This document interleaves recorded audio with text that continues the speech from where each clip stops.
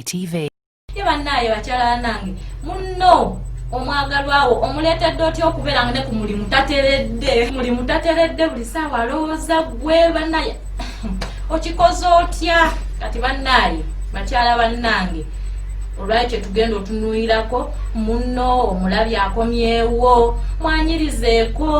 n'essanyu lingi muwe kuhaaga mutiikula ebyalina muwe entebe atuule oba katunda weekali leeta egiraasi ya katunda oba mazzi muwe olwendo lw'amazzi munaanyweko omulage nti oli naye muwe kuhaaga mulage nti oli musanyufu nnyo munaatege nti omwagala omufaako omulabira mu butuufu bwe wanaabeera ajabeera nga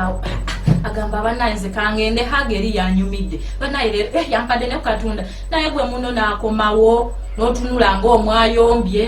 n'omutunuulira nga ataalidde emmere omulaba bulabi bw'otyo yabanaye munno anaabeera atya n'amaanyi agakwagala anaabeera atya amaanyi anaagafuna atya n'agamba bannaye munnange oli nansikombi kamutwalireyoko kapeti kano kamutwalireyoko akandazi bana abakazi tweddeko. This is ITV Uganda.